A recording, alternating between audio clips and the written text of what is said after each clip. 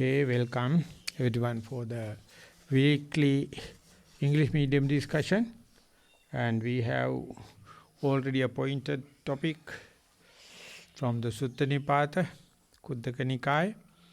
And before going to that, I would like to invite if anyone is having any other topics or any interview reports or any suggestions, we can take few minutes and then go to the appointed topic.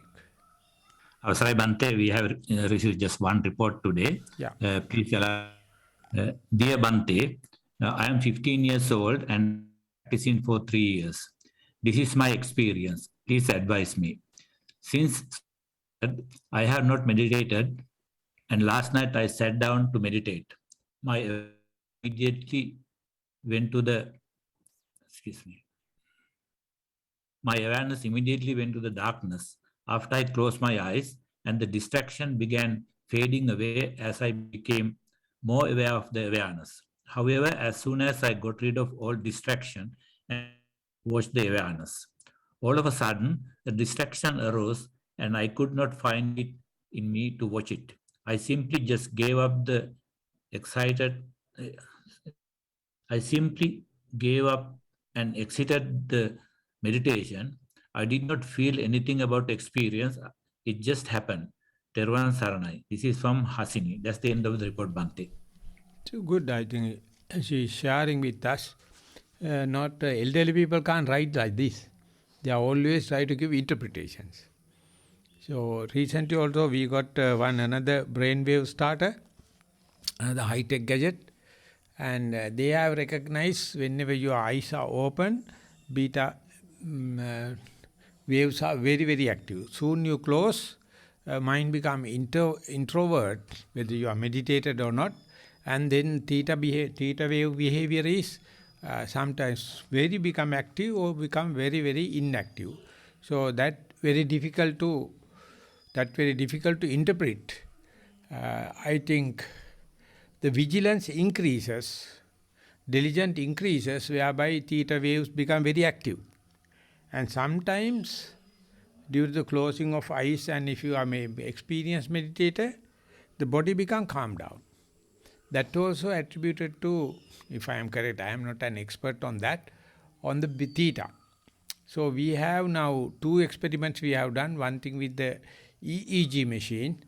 This carry 16 electrodes, but we have 3 machines that have only 1 electrode, and that also can give. So when you put that band, Alice band like, then meditate, you can see how is the behavior of each and everyone's meditation. And that is very interesting. Some people consider this as a distraction, but many are happy to undergo this experiment. So what we do is we ask volunteers how anyone who wish to have that. So we did it for 18 monks, those who have meditated more than 10 years, together with the EEG machine.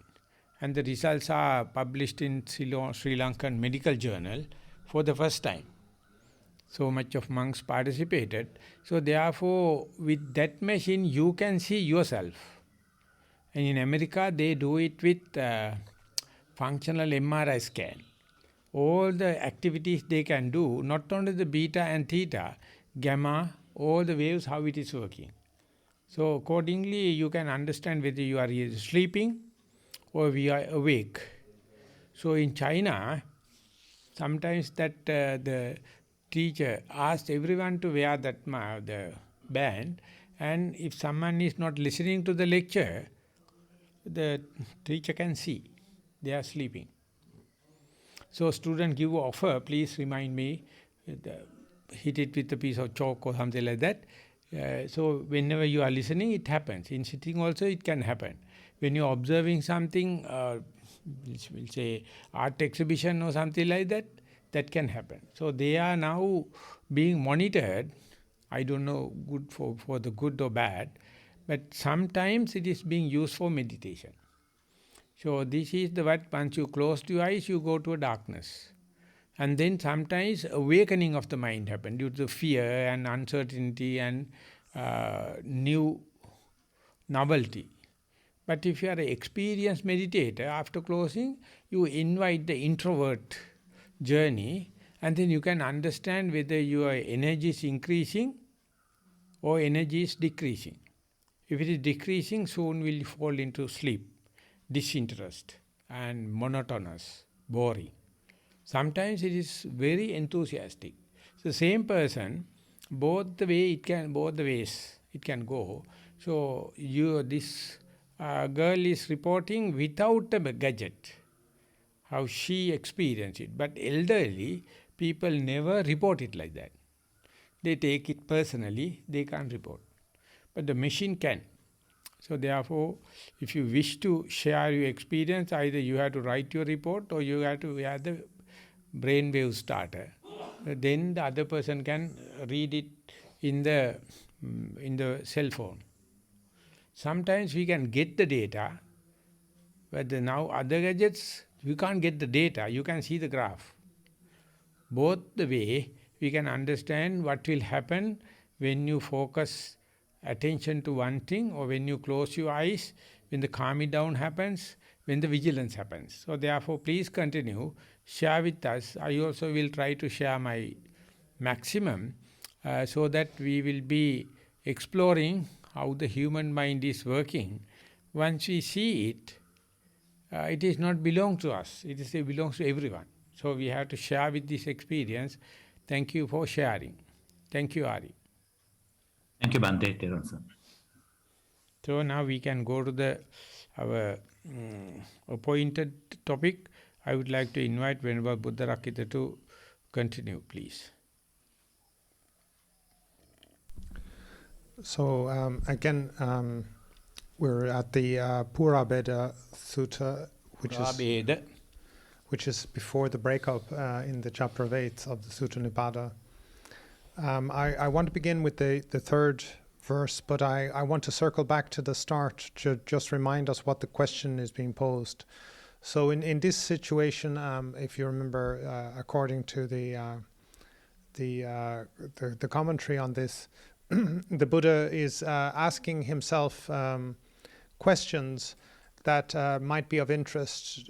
He asks himself questions so that he can answer them, and this is so that he can appeal to the mind of devas and higher beings. So he's teaching quite subtly here to them, and you have to remember that these are beings in very, very auspicious or in good circumstances. So they have very little imperative to change themselves because their current situation is very good. And so he asks himself the question, how does he see, how does he behave, the one who is said to be peaceful? Describe the Supreme Person. So in the third verse, he describes another quality of the Buddha as, he is without anger, unafraid, not boastful, not regretful, of speaking with reflection, not restless. He is truly a Muni controlled in speech. So the point here that's very important is how close speech is to the nature of the mind. And by managing our speech, we are in a way managing our own mind. And our speech, our external speech is reflecting our internal speech. And to be without anger, to be unafraid, not boastful, not regretful, these are great challenges because our underlining characteristics and traits may be that we are an angering type or a fearful type or a kind of a boastful type, somebody who views themselves as superior in some ways. Not regretful, not to have regret and remorse. And then on the positive qualities, to be able to speak with reflection, not a reactive speaker, not restless, to be concentrated, to be focused, to be able to stay to the point one is not restless. He truly is a Muni controlled in speech. So this is one of the qualities, and like I said, because speech is close to the nature of the underlying inner speech of the mind, then this is why it's coming up early in this description of how does he see, how does he behave, describe the Supreme Person. So this is why speech is so important in terms of its what it has to say about a person. Then in the fourth sutta, fourth verse, he is without attachment to the future. He does not sorrow over the past. A seer of seclusion in the midst of contacts. He is not led astray among views. So again, this attachment to the future is a reflection often of anxiety. So he's not anxious about the present, so he doesn't try to escape into the future. He does not sorrow over the past, so he's not remorseful in the present moment. As a seer of seclusion in the midst of contacts. So he's a person who is withdrawn even if he's within a group of people, or just like the water is rolling off of the leaf or the petal of the lotus. One is withdrawn even in contact. So even if the leaf comes in contact with water, the nature of the leaf is such that the water is contracting away, is rolling away. So too, this person in this Muni, when they're in a crowd of people, or is minding their own business. They're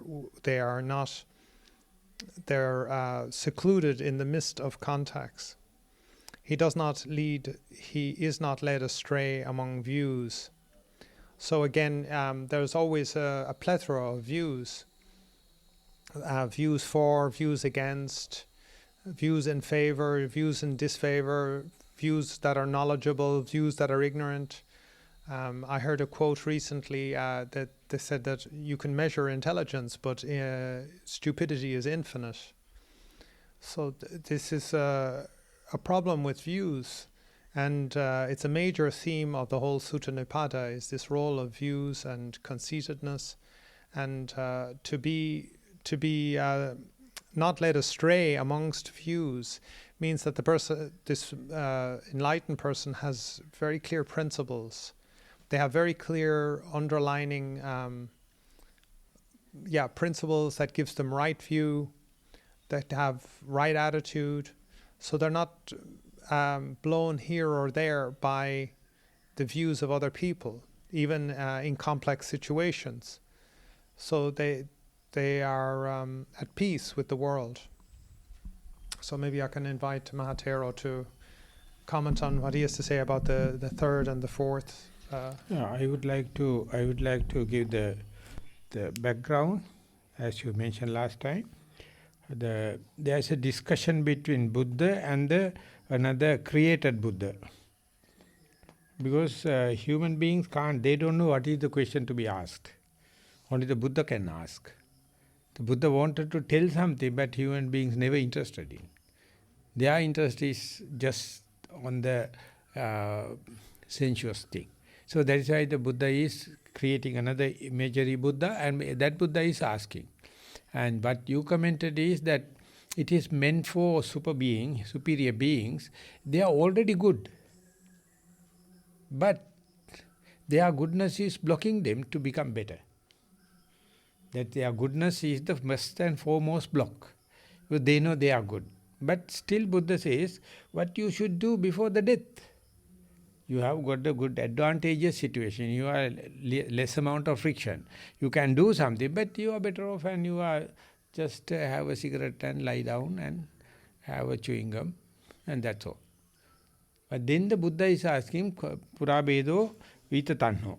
Buddha says, before the death, you are in a better position. Don't lie, don't rest, don't while away. You have to do something. That is your goodness is your block. You are not thinking about better.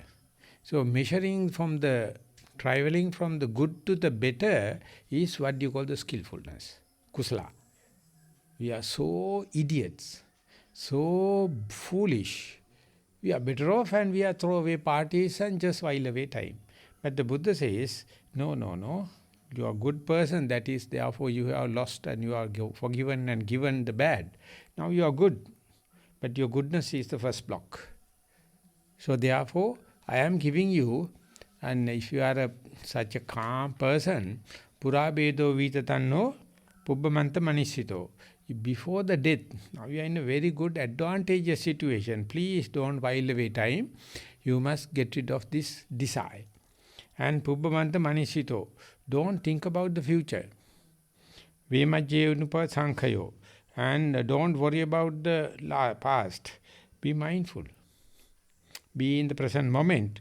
And whenever you have that kind of a mindset, for you there are no worries to be worried, because you know the present moment, if you can leave it aside, do away with the tanha, the desire, that will be your second nature. Slowly, slowly mind will go into a situation whereby you can live at least this moment, at least yourself, at least here. There is a possibility. Then once that become a habituation, you may continue this present moment awareness to the next moment, to the next moment, to the next moment, to make the history, make the lineage, and when it is happening, your mouth is the bursting. Whatever you come, if you feel like sharing with others, giving to others, get others' views, then it becomes inner chatter.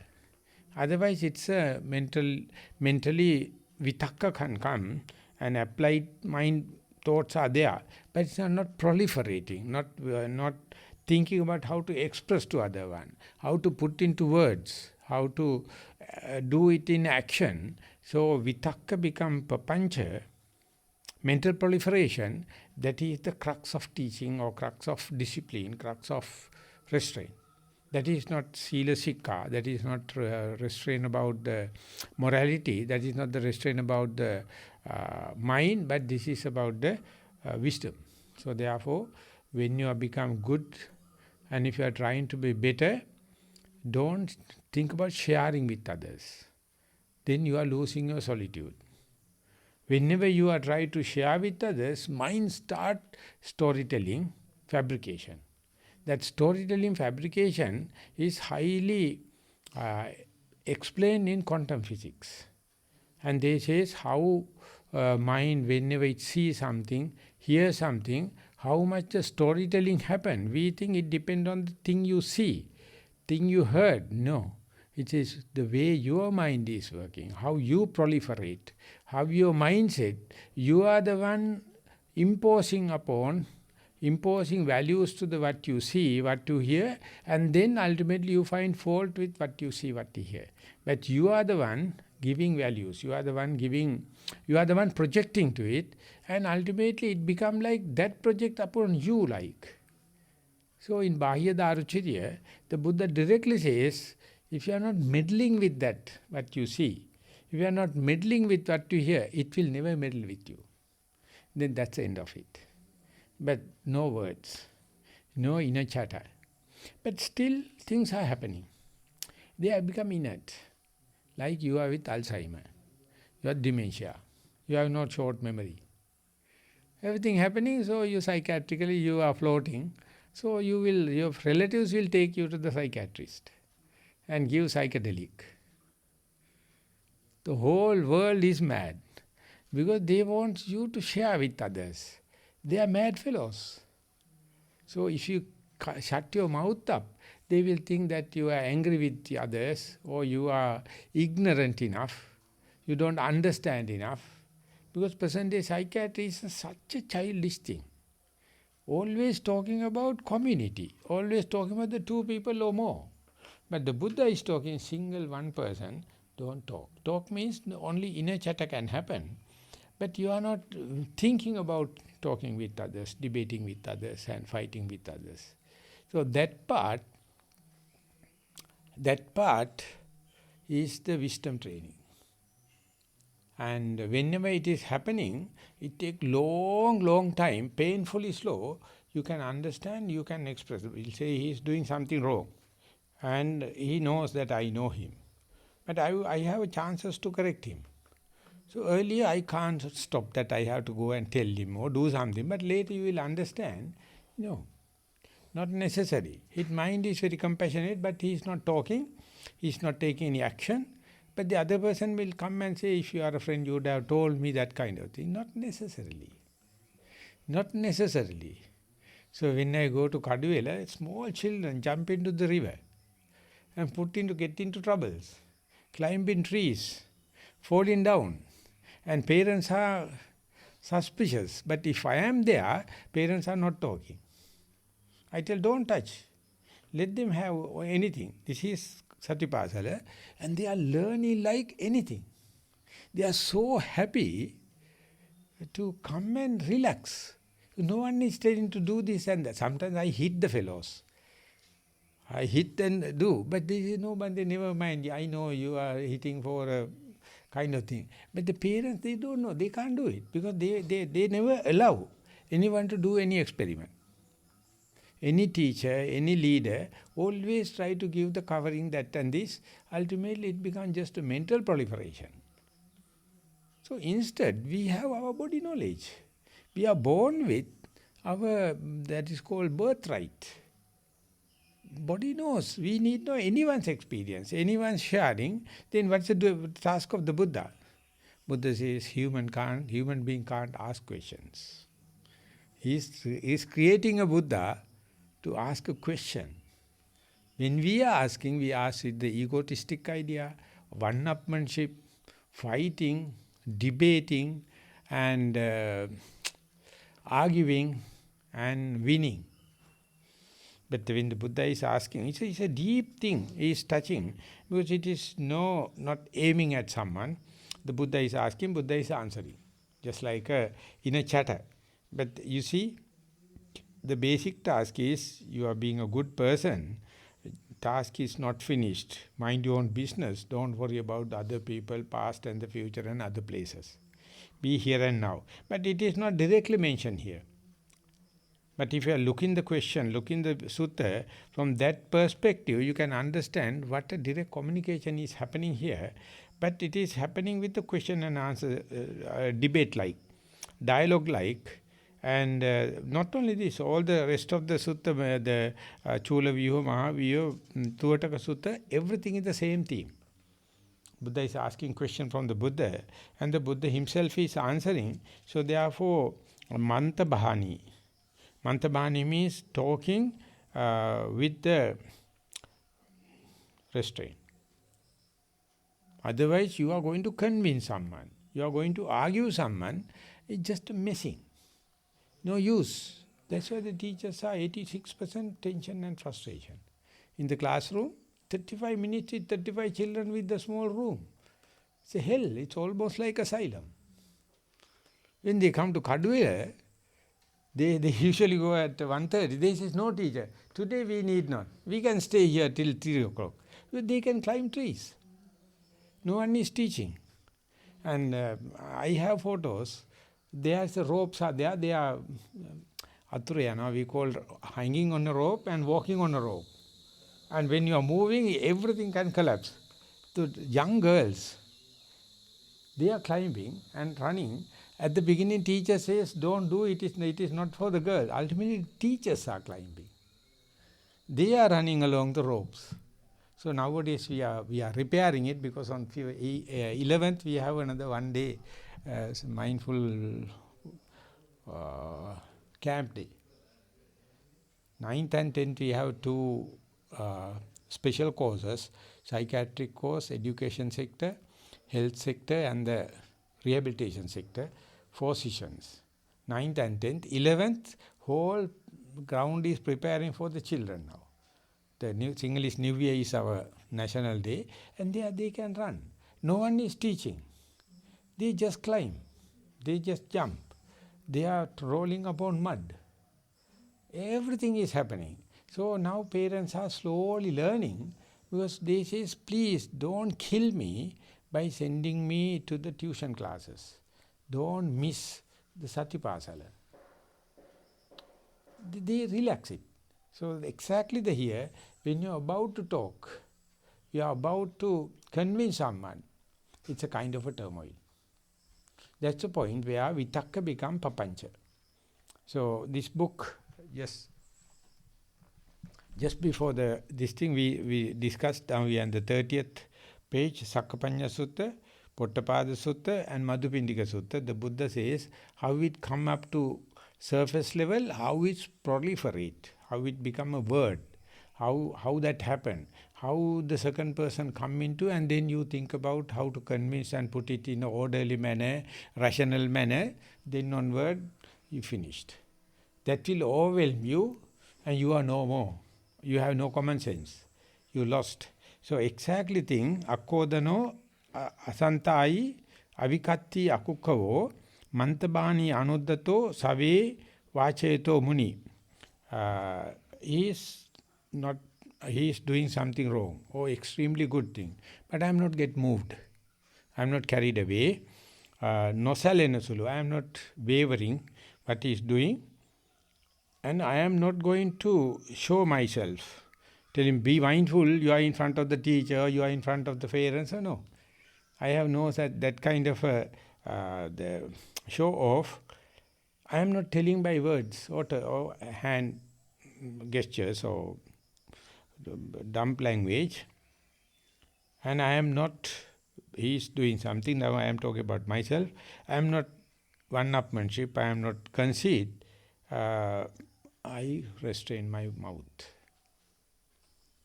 I restrain my mouth. Whole Buddha Sasana is a kind of a talking.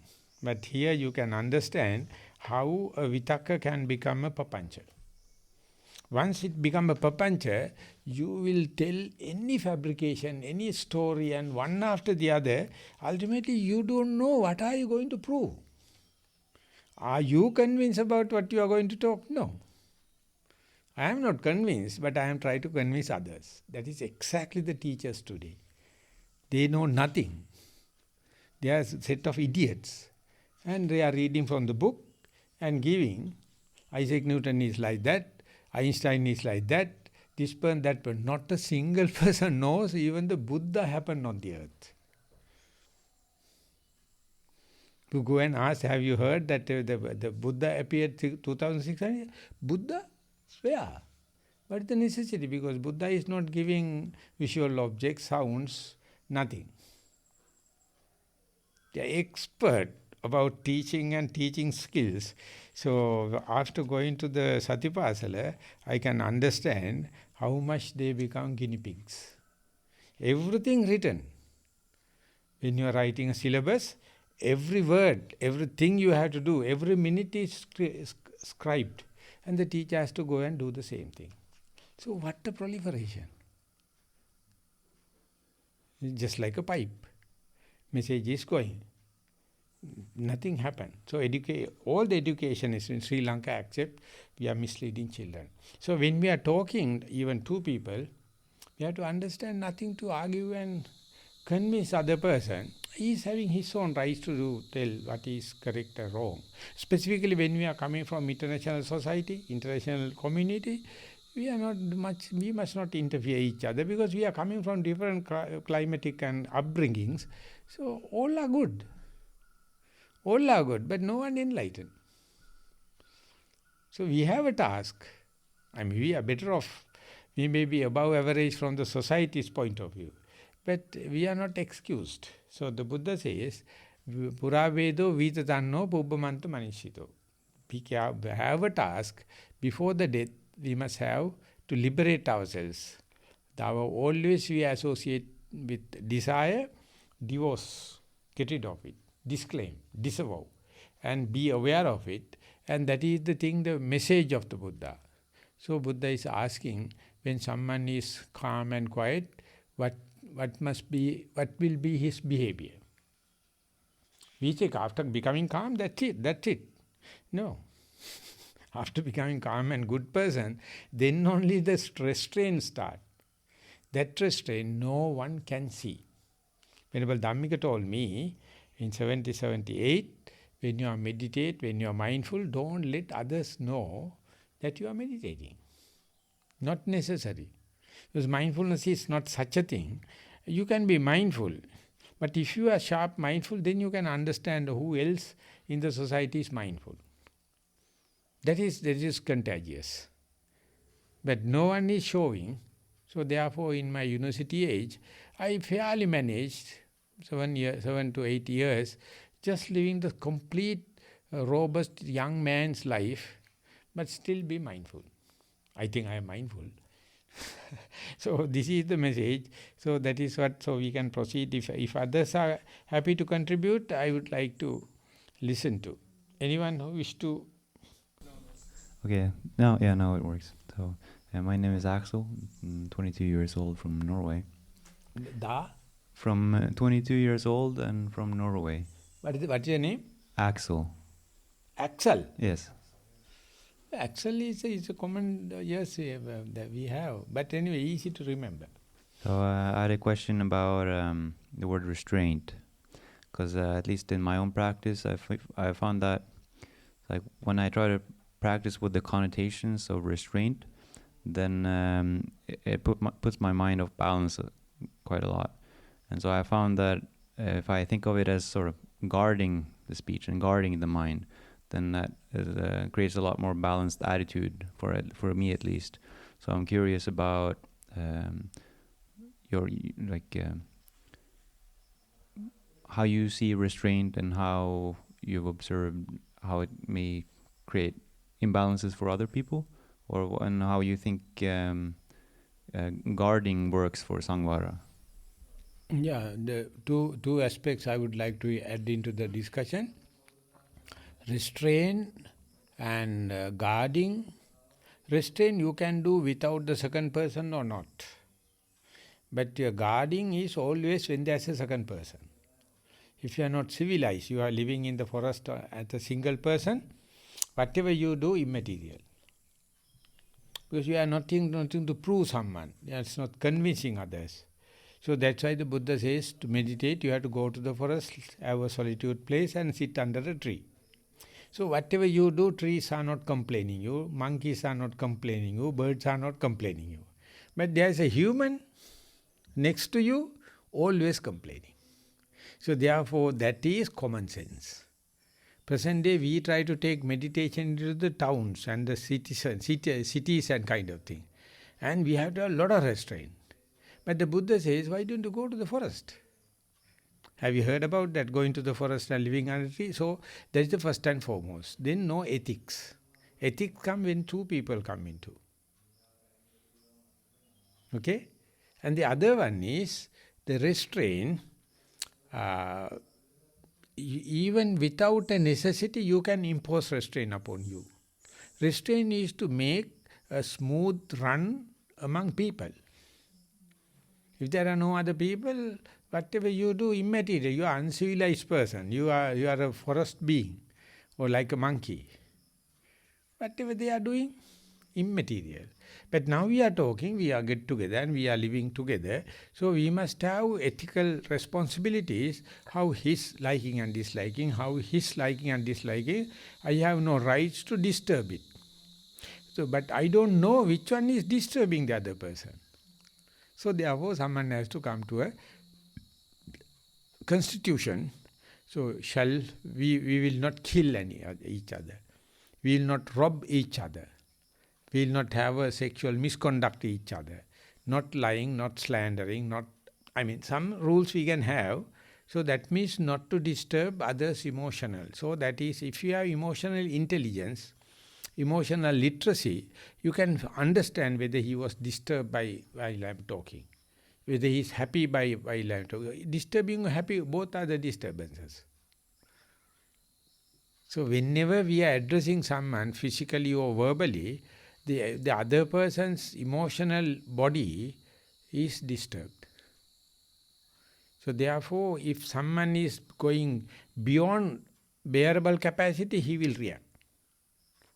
But all life, we all are meditators, we have fairly good resilience and fairly forbearance. We can say, hey, don't do like that, I am disturbed. But if you are traveling in a bus or something like that, immediately they don't know.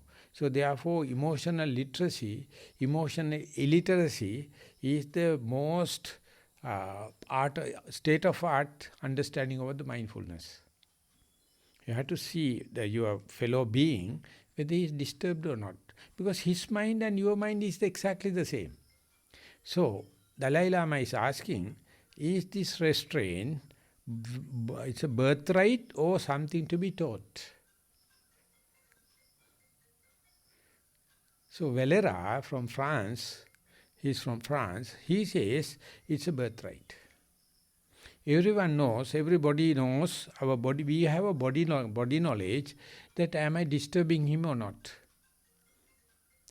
He did the research, giving the different phases and asking different tribal groups and the civilized people, what does it mean by everyone says smiling is smiling, anger is anger. So Valera was giving and Dalai Lama was so happy to say all human beings are coming from the same gene. Everyone is having the same. But now Chinese, American, Russian, Indian, so much of diversity and fighting each other. Patriotism. So when you calm down, we become him. We have tolerability, we have resilience, and their restraints are not so important. But if you do not have that kind of basic common sense and restraint, you will never come to that kind of a society, because if it is so society, so much of beastly, so much of reptilian, so much of animals like.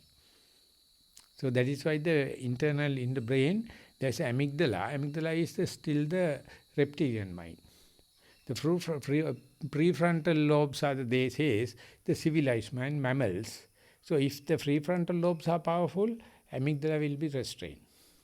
If otherwise, amygdala is quickly reacting, just like a cat chasing behind a rat. So no senses from the prefrontal area, so you are just a beast.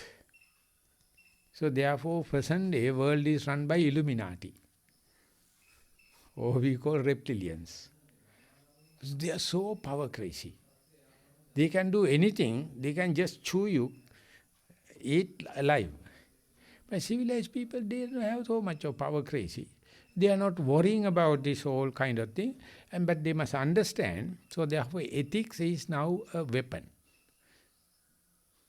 Jurisdiction system and the religious, all the kind of people, they use the ethics. Richard Dawkins, he is an atheist.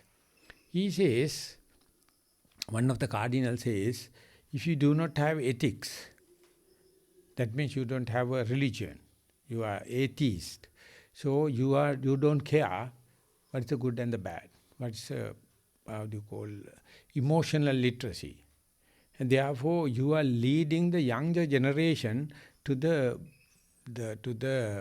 aboriginal levels, uncivilized level. So therefore, they should have certain restraint, and that is what the Jesus is talking. That is what the religion is talking. Therefore, you have to have a theism. Then he says, that very bishop is writing with the filthy language to him, being he is a atheist. And he says, to make me civilized, he used the worst language. And he published these letters. They are the most civilized people. And they find fault with me because telling that I am an atheist. And see, this is the religion they are using. This is the restraint they are using to control people. But the restraint can happen individually to yourself, to you, no controlling. You want not to disturb the plants, not to disturb the environment, not to disturb others, you can have. But the present day, ethics are using as a weapon, as a wick. So we monks, we are not under anyone's. The Buddha says, these are the ethical code. If you wish, you can accept it. No one is punishing you. No purgatory. Nothing. So accept. That is what the Kalama Sutta. Have you heard about the Kalama Sutta?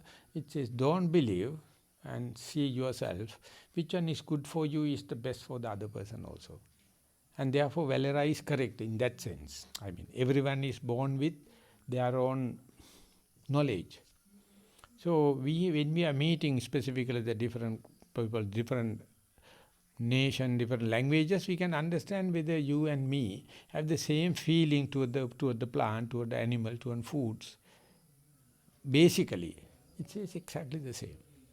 So enlightenment means coming back to that no common sense. Leaving aside all the scripts. We learn halfway. You leave the script as scripts. Don't believe it because it is not proven but yet. So Buddha presented it, but therefore Buddha's precepts are not commandments. They are suggestions. No, there's no person behind to vic you or punish you. But you have to be open and have vigilance and diligence. Then if you are lucky enough, the other person come and tell you, hey darling, don't do it because I am disturbed. But if he's not telling you, it is your mistake. You have to be very open, invite you to ask others if by doing this kind of thing, if you are disturbed, don't hesitate, please let me know, I am learning. So we give that offering, we being in the same meditating society, we say that I am freely talking, but if I am by any way, I am disturbing you, if you are uncomfortable, please let me know. We live 3 months in a rain retreat. At the end of the retreat, we offer Dittenama, Sutenama, Patisankayava, Vadantumang Ayasmanto, Pasanto, Patikarisami. Says we live 3 months together. If you have seen a mistake, if you have heard a mistake, if you suspected mistake, please reveal. If I too see it, I will correct it.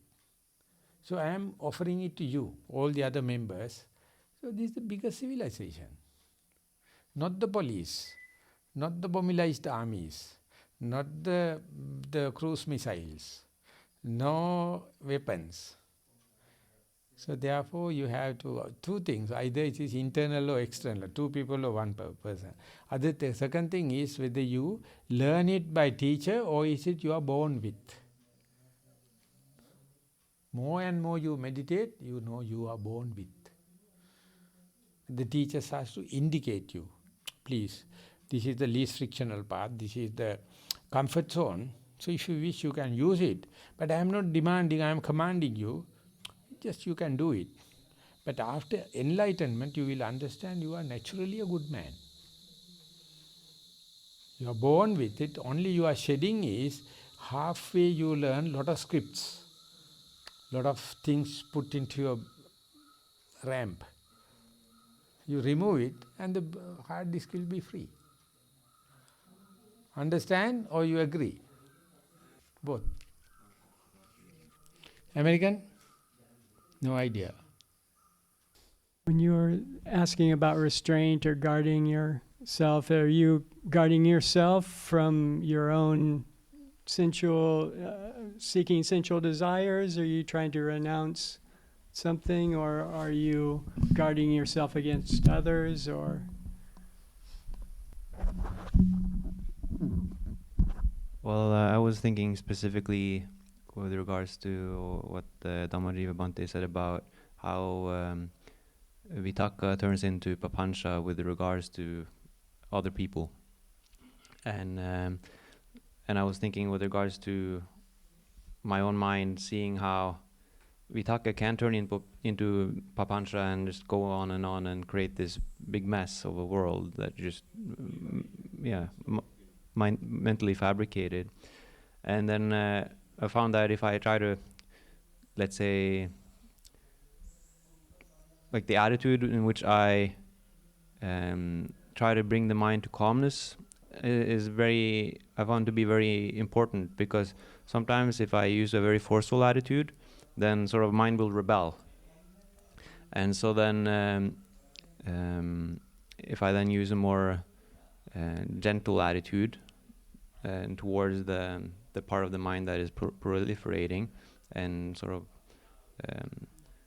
speaking sense into it, then it will naturally sort of calm itself down.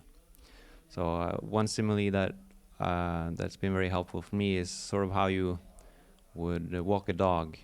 So then when you're walking a dog and then let's say in the streets, and then you're very happy together, and then both very calm, and then meditation is going very nicely, you're very mindful, and then like the dog will maybe smell some dog pee somewhere else, and it will drag on the leash, and it will go all crazy if you haven't trained it properly, or if the script that was it was raised with has made it such. And so then you sort of have to restrain it and keep it back so it doesn't hurt itself or do anything stupid. But once it sort of calmed down, then we have to change the attitude such that you both appreciate and appreciate the calmness of being in a nice mindful trip.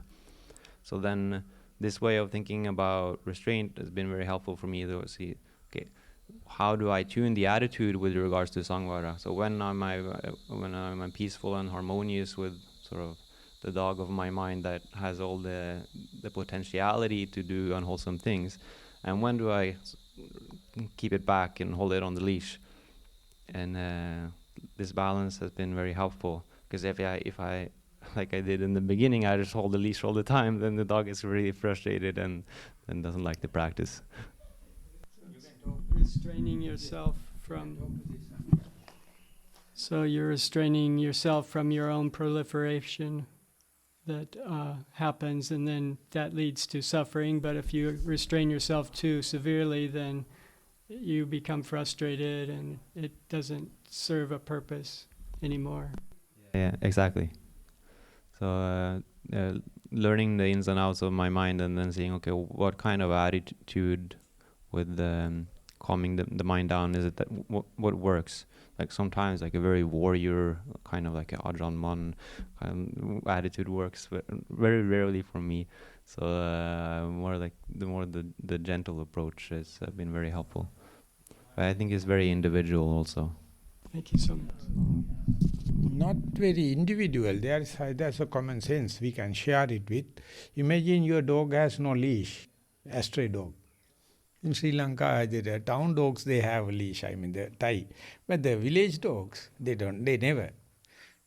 So if it is so, how to restrain? So likewise, whatever the country, whatever the upbringing, we know when we are living in a society, we have a responsibility. It's called ethical responsibilities. But you are living in alone, you are released. But very rarely a person can live alone. Only a scout, only a monk. They are trained for that.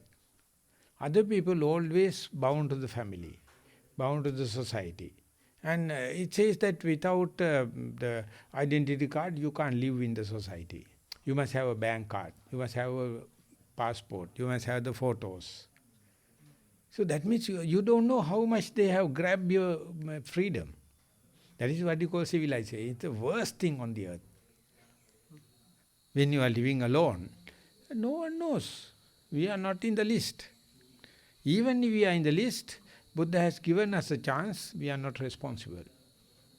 Which we need not to go outside. If we are going, we have to undergo their regulation. Present day, if you go to London, you have to pass 37 video cameras. For each camera you have to pay. At the heart of the London.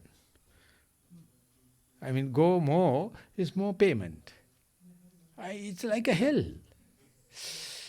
What to think? And if you go to the forest and living in a side of a river, not necessary.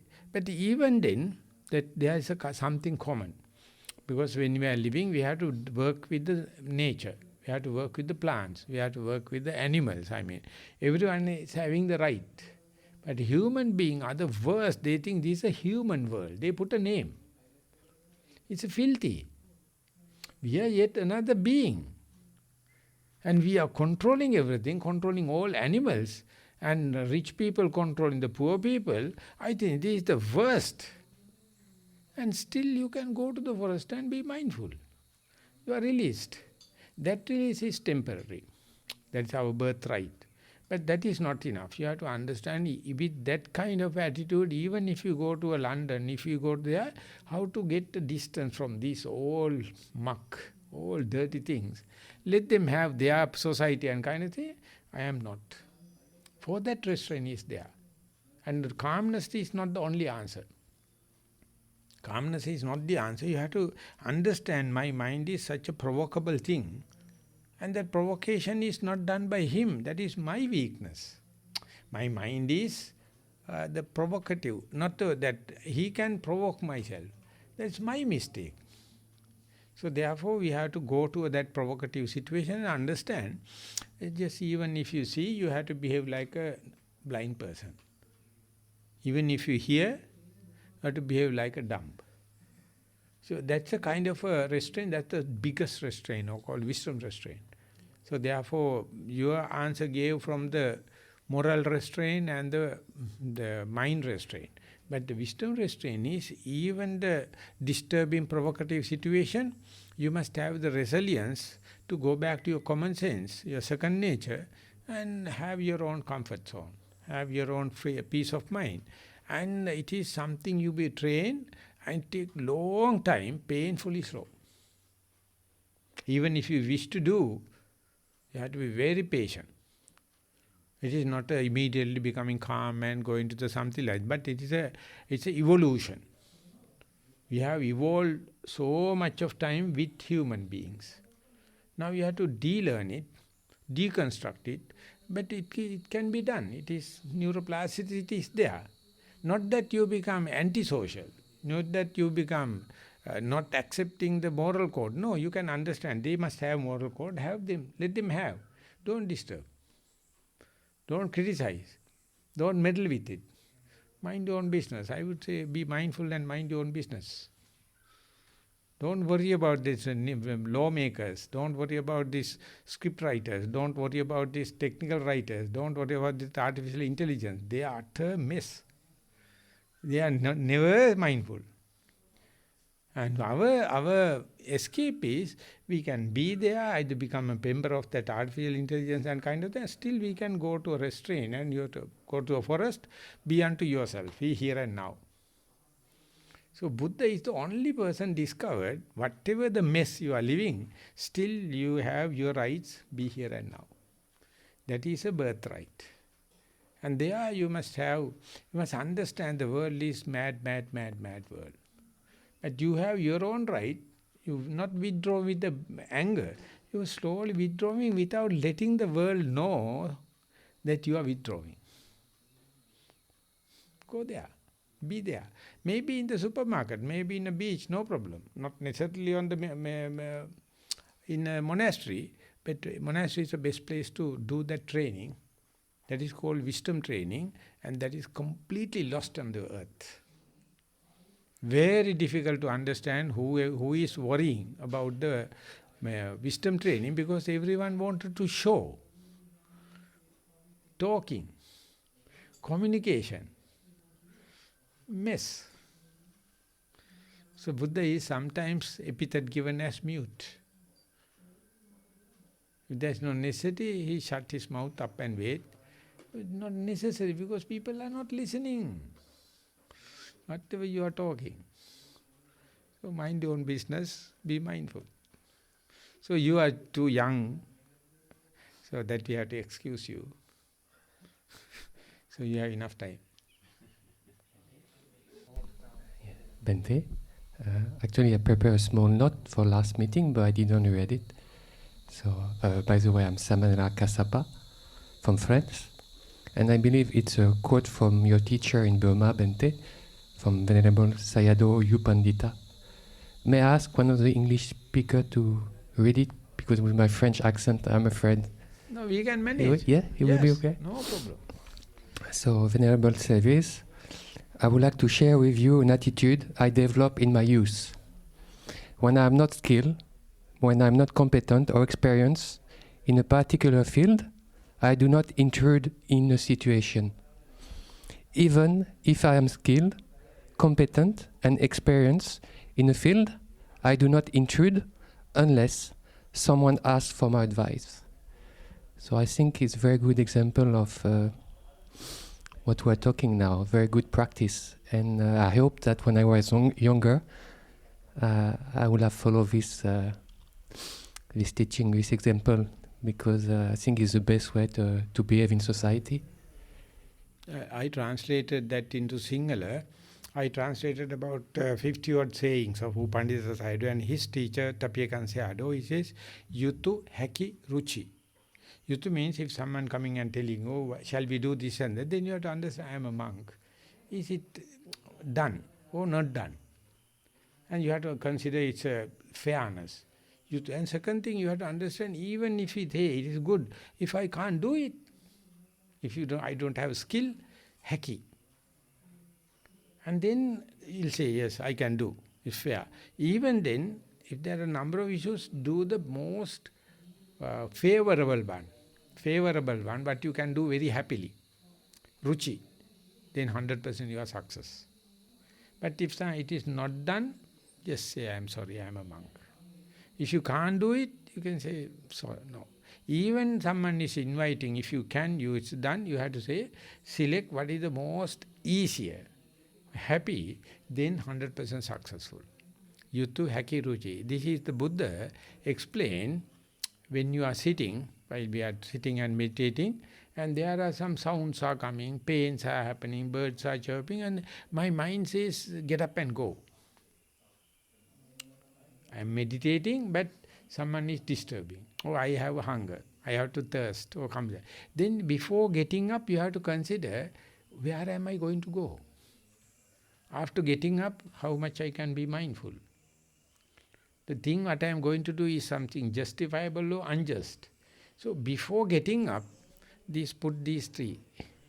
Then even if you are getting up, you are doing it with your due respect, due care. So that's called Sampajanya. 4 Sampajanyas. Buddha explained. The Pandita Sayadaw put into very poetic way. Yutu Haki Ruchi. So if you are not having that kind of thing, your life is not organized. Everyone is forking fingers, you are forking fingers to the other life, and they are coming and in return forking fingers, and what a mess. So when you are organizing the life and toward your latter part, you must have your freedom, you must have your mind space. Not always tense and frustrated and kind of thing. Today if you take monk's life in Sri Lanka, utter mess. They are worrying about the politics and worrying about this and that. They never consider about their freedom. They become freedom givers, peacemakers. Worst lot. So before becoming a monk, so many advise you are going to get the worst cult on the earth. Just like an asylum. Mad fellows are coming and roped. Ultimately they are teaching others. They have no discipline. So I thought better to go to a forest because no communication with others. I had about 20 years. Wonderful, no one knows. People thought, my batchmates and others, they thought I am being killed by an elephant in the forest. So they stopped searching about me. Because I am a so social person. When I am in the outside, I am organizing this and that. So ultimately I found that there are some people, they know how to live in such a situation and organize the life so that you are not forking fingers with others. Even someone comes, as he mentioned, you take the criterion. Is justifiable? Can you do it? Are you doing with the invitation? Then you have to tell, no, it is not my idea. He invited me. He has given in writing. He has given in word. That is why I do it. Otherwise, you have to take the baby. So therefore, Pandita Sayadaw is the best person I found on the earth. He had a well-organized life and fully looking everything from the Vipassana point of view. I had 4 years, almost 4 years experience with him. He never have any relationship with me. He do not know even my name. After 4 years. So I try my best to have kind of a relationship. No. You mind your own business. If you wish, you can be here, otherwise you can get out. So, and there's no one to follow, there's no one to take the tradition now.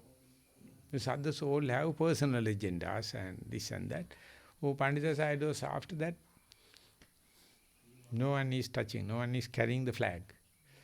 So this is the way. I wanted to touch on a different point to this thing about restraint. We've been talking about restraint in the active sense of where you're trying to stop yourself from going out. You're trying to stop yourself from being active. You have the impulse to do, but there's the other side of it is a failure to do. And so vitaka means initial application, and vichara is sustained application. And you have to apply the mind to the object, and you have to sustain the mind on the object. And if you fail to apply the mind, if you fail to sustain the mind on the object, then this is also a failure of restraint, because you're numbing and you're defeated, and you are going to be in delusion or ignorance because of not getting to the object. So this is a kind of a failure mode of restraint, where it's that numbing, indifference, ignorance, callous. It's a failure to reach the object. So a lot of this discussion has been about excess, an excessive force towards the object, like where the vitaka vichara is excessive. Maybe in your case young, and you're trying too hard. But this where people don't try at all. And this is a failure in restraint too. It's too restrained, if you like. It's a lack of skillfulness around restraint. So restraint is dynamic in both ways. It's the restraint to do and the restraint to not do too much. You see, and it's a balance. And that's why sati is so important, because it's balancing between mindfulness and between effort and concentration. So concentration tends to fail to reach the object because it hasn't got enough energy. Energy is scattering off of the object because it has too much energy. And so restraint is that you stay within the field of the object. You stay within the domain of the object, so that you have a better chance. You're close to the target. But if you don't reach the target, you failed as well as you scatter off of the object or scatter off of the target. So again, we can be excessively constrained or restrained. We're tied up, we're entangled, we're enmeshed, we're bogged down, we're no energy, we're in sloth and torpor. The other side of sloth and torpor is restlessness and remorse, and we're scattering off of the object. So getting this dynamic right is a great art.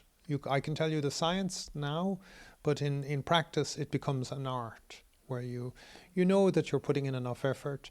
You know you don't need to put in more effort. You know that you have enough restraint, and this is good enough. You can find people are getting very frustrated because they're putting in too much effort, and then they become too sleepy. So they're overshooting, they're undershooting, overshooting, undershooting, overshooting, undershooting, and they keep missing. So sometimes we have to play around with how much effort to put in. Sometimes we have to realize that we're feeling sloth and torpor because we were trying too hard before that time. So when you try too hard, you get fatigued, and then you have sloth and torpor. But then there are people who are just lazy, and then the object and the meditation is not interesting, it's not exciting, it's not alive, it's dead, and they're just like a mouse hiding away, and nobody disturb me, and they're very fragile in that way. They're they haven't built up this anti-fragility, where they like in this sutta we've just been talking about now, where they're withdrawn even if they're in a crowd, if they're in a contact with a lot of other people, they're withdrawn. So if I'm walking through a crowded street, I'm just minding my own business. I'm paying attention to my feet, to the movement. It's like walking meditation. And I'm trying not to bump into other people.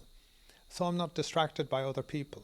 But I'm also not like a hermit who avoids going down to the town, who's hiding out in the woods all the time. And as a result, it's true to say that it's easy to have sila if you're living in the woods, but you can also be just hiding away from the defilements, and you're also not. They just hide away too. They go on holidays with you.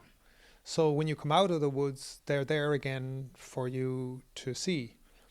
And I've told the story many times of when I was staying in Lanka Vipassana when I first came here, in the early years of coming here in '99. Then that teacher at that time, he would always get the girls to sit around the forest monks, because they had been restrained all the time in the forest, but they hadn't been restrained from their defilements. They had just been restrained from meeting girls.